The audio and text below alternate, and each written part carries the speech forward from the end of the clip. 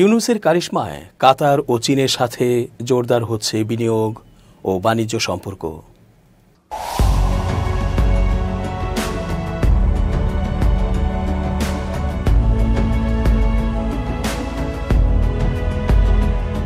আসসালামু আলাইকুম প্রিয় দর্শক, আমন্ত্রণ আজকের আলোচনায়।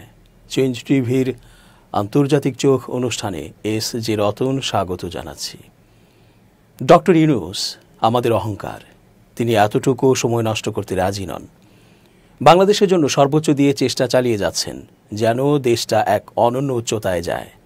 কি অর্থনীতিতে, কি বিনিয়োগে, কি বাণিজ্যে, কি আন্তর্জাতিক সম্পর্ক উন্নয়নে, সব দিক থেকে মর্যাদায় ও গুরুত্বে যেন সবাইকে ছাড়িয়ে যায়, সেই চেষ্টায় তিনি করে যাচ্ছেন অহর্নিশ। দীর্ঘ 16টি বছর ধরে যে ভারত রাষ্ট্রটি বাংলাদেশের ওপরে ছড়ি ঘোরানোর খেলায় ব্যস্ত ছিল, সেই রাষ্ট্রের প্রধান নরেন্দ্র মোদী যেখানে কাচুমাচু হয়ে বিশ্ব নেতাদের পেছনে ঘুরছেন, সেখানে আমাদের ইউনুস বিশ্বের গর্ব। তিনি বিশ্বের ধনকুবের সব রাষ্ট্রে মাথা উঁচু করে সম্মানের সাথে বৈদেশিক সম্পর্ক জোরদার করছেন, বাগিয়ে আনছেন বিনিয়োগের ঈর্ষণীয় সম্ভাবনা, করছেন উন্নয়ন চুক্তি। বাংলাদেশটাকে এক অনন্য স্তরে পৌঁছাতে ডক্টর মোহাম্মদ ইউনুস নিরলস শ্রম ও মেধা বিনিয়োগ করছেন।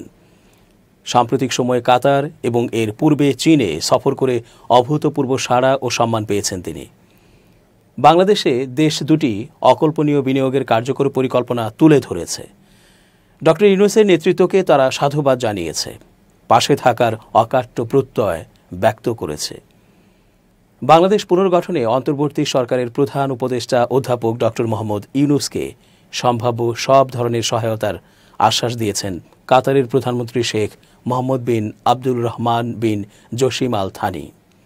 গেল বৃহস্পতিবার 24 এপ্রিল দোহায় কাতারের প্রধানমন্ত্রীর কার্যালয়ে অধ্যাপক ডক্টর মোহাম্মদ ইউনুসের সঙ্গে এক বৈঠকে তিনি এ আশ্বাস দেন। বৈঠকে কাতারের প্রধানমন্ত্রী ও পররাষ্ট্রমন্ত্রী বাংলাদেশের প্রধান উপদেষ্টার নেতৃত্বের প্রতি পূর্ণ সমর্থন ব্যক্ত করেন। মধ্যপ্রাচ্যের অন্যতম প্রভাবশালী নেতা কাতারের প্রধানমন্ত্রী বলেন, তিনি বাংলাদেশের সঙ্গে কাতারের সম্পর্ককে নতুন উচ্চতায় নিয়ে যেতে তার একজন ঘনিষ্ঠ সহযোগীকে মনোনীত করবেন। চলমান সংস্কার ও পুনর্গঠন প্রক্রিয়ার মাধ্যমে বাংলাদেশ আগামী বছরগুলোতে আরও শক্তিশালীভাবে আত্মপ্রকাশ করবে বলে আশা প্রকাশ করেন কাতারের প্রধানমন্ত্রী। তিনি অধ্যাপক ইউনুসকে বলেন, আমরা আপনার অব্যাহত নেতৃত্বের ওপর আস্থা রাখি। প্রধান উপদেষ্টা একটি নতুন বাংলাদেশ গড়ে তোলার জন্য কূটনৈতিক, আর্থিক ও বিনিয়োগ খাতে কাতারের পূর্ণ সহযোগিতা কামনা করেন।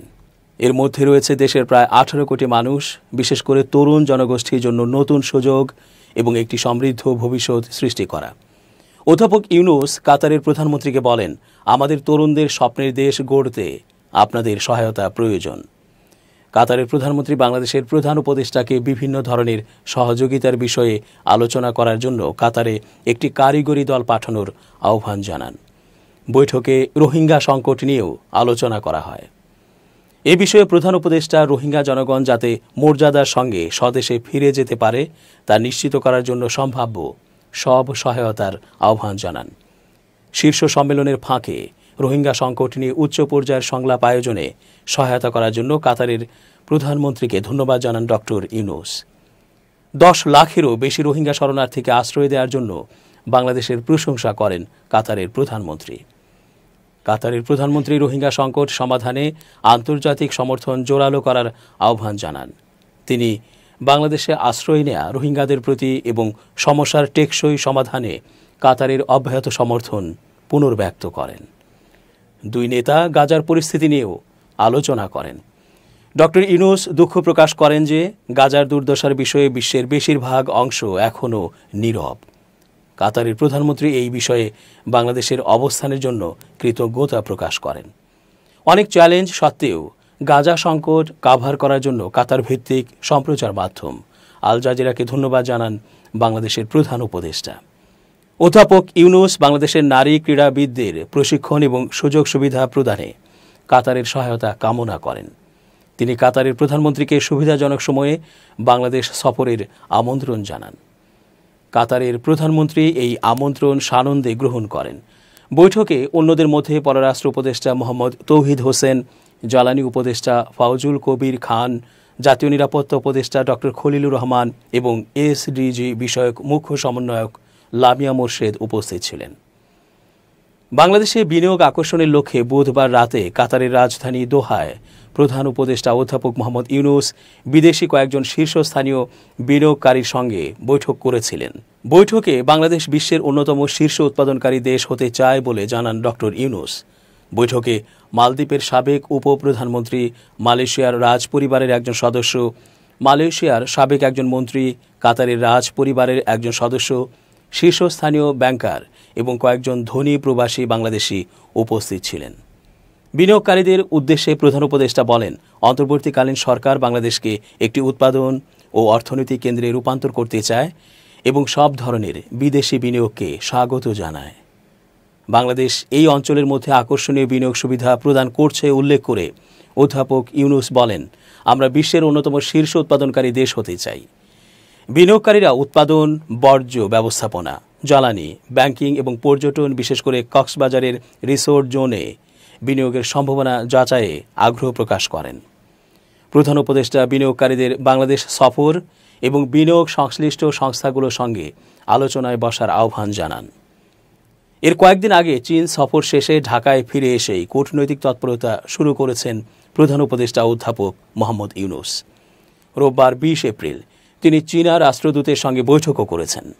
তাদের এই বৈঠক দ্বিপাক্ষিক সম্পর্কের গতিকে আরও এক ধাপ এগিয়ে নিয়ে গেল। চীন সফরের পরপরই দ্বিপাক্ষিক সহযোগিতা বাস্তবায়নের ক্ষেত্রে যে কূটনৈতিক তৎপরতা শুরু হয়েছে তা বাংলাদেশের জন্য একটি নতুন অধ্যায়ের সূচনা বলে মনে করা হচ্ছে। এদিনের বৈঠকে উত্থাপিত বিষয়গুলোর মধ্যে ছিল অর্থনৈতিক অঞ্চল, স্বাস্থ্য খাত, কৃষি, পরিবহন ও সংস্কৃতি।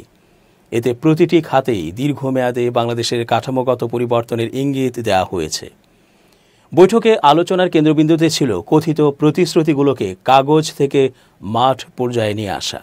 উভয় পক্ষের বক্তব্যেই স্পষ্ট যে এবার আর 2-3 বছর অপেক্ষা নয়, এখনই প্রকল্পগুলোর বাস্তবায়ন শুরু করতে চায় উভয় দেশ। আলোচনা শেষে জানানো হয়েছে, মোংলা ও আনোয়ারার অর্থনৈতিক অঞ্চল দুটি নিয়ে প্রস্তুতি প্রায় শেষ। প্রস্তুতি সম্পন্ন হলেই তা দ্রুত ডেভেলপারদের কাছে হস্তান্তর করা হবে। এ দুটি অঞ্চল চীনকে শিল্প ও রপ্তানি কেন্দ্র গড়ার সুযোগ দেবে। অন্যদিকে বাংলাদেশকে দেবে কর্মসংস্থান ও প্রযুক্তি হস্তান্তরের নতুন পথ। এদিকে চীন থেকে 4টি নতুন জাহাজ সংগ্রহের চুক্তি চূড়ান্ত পর্যায়ে, যা জুনের মধ্যেই বাস্তবায়িত হবে বলে আশ্বাস মিলেছে। একই সঙ্গে কুনমিং চট্টগ্রাম সরাসরি ফ্লাইট চালুর পরিকল্পনাও চলছে, যা ব্যবসা ও চিকিৎসা ভ্রমণ দুটোতেই বাড়তি সুবিধা দেবে। চট্টগ্রামে বিশেষ বার্ন ইউনিটের পাশাপাশি 1000 শয্যার হাসপাতাল নির্মাণে চীনের অঙ্গীকার বাংলাদেশের স্বাস্থ্য খাতের জন্য এক যুগান্তকারী পদক্ষেপ। এছাড়া মেডিকেল ভিসা প্রক্রিয়া সহজ করার চেষ্টাও উল্লেখযোগ্য। চাইনিজ কালচারাল সেন্টার ও ভাষা ইনস্টিটিউট স্থাপনের প্রস্তাব ভবিষ্যৎ প্রজন্মের জন্য সাংস্কৃতিক মেলবন্ধনের ক্ষেত্র তৈরি করবে। যুবকদের জন্য এ এক বিশেষ জানালা খুলে দেবে চীনা শিক্ষা ও স্কিল উন্নয়নের দিকে। দুই দেশ মিলে 50 বছরের জল ব্যবস্থাপনা পরিকল্পনা হাতে নিচ্ছে, যার মধ্যে রয়েছে তিস্তা নদী ব্যবস্থাপনা। ভারতের সঙ্গে আলোচিত এই ইস্যুতে চীনের সক্রিয় ভূমিকা কূটনৈতিকভাবে বেশ তাৎপর্যপূর্ণ। বৈঠক শেষে বলা হয়েছে, এই মৌসুমেই বাংলাদেশ থেকে চীনে আম রপ্তানি শুরু হচ্ছে। পরের বছর যাচ্ছে কাঁঠাল। প্রধান উপদেষ্টার কথায়, আমি নিজের হাতে একটি ঝুড়ি পাঠাবো প্রেসিডেন্ট শিকে। ডক্টর ইউনূসের এই মন্তব্য নিছক রসিকতা নয়, বরং ব্যক্তিগত কূটনৈতিক যোগাযোগের একটি স্পষ্ট বার্তা। এদিকে চট্টগ্রাম ও সৈয়দপুরে লোকোমোটিভ উৎপাদন ও রক্ষণাবেক্ষণ কেন্দ্র স্থাপনের প্রস্তাব চীনকে যুক্ত করবে বাংলাদেশের রেল খাতে প্রযুক্তি সহায়তায়। একই সঙ্গে লোকাল ট্রেন চালক ও ইঞ্জিনিয়ারদের জন্য প্রশিক্ষণ কর্মসূচি হাতে নেওয়ার কথাও বলা হয়েছে। চীনা কূটনীতিকের সঙ্গে এই বৈঠক এবং এতে গৃহীত সিদ্ধান্তগুলো নির্দেশ করে যে বাংলাদেশ চীন অংশীদারিত্ব এখন এক নতুন স্তরে প্রবেশ করছে, যেখানে শুধু অর্থনৈতিক বিনিয়োগ নয়, রয়েছে পরিকাঠামো, শিক্ষা, সংস্কৃতি ও স্বাস্থ্য খাতেও দীর্ঘমেয়াদী প্রভাব ফেলবে এমন পরিকল্পনা। এভাবেই বাংলাদেশকে এক অনন্য উচ্চতায় নিতে ডক্টর মোহাম্মদ ইউনূসের কূটনৈতিক তৎপরতা দেশ বিদেশ সবার কাছেই প্রশংসিত হচ্ছে। বাংলাদেশ নিয়ে বিশ্ব দরবারে উচ্ছ্বসিত হতে দেখছে উন্নয়নকামী মানুষগুলো। দর্শক, আজ এই পর্যন্তই। শুভকামনা। change tv.press এক ফোঁটা হলুদও নেই।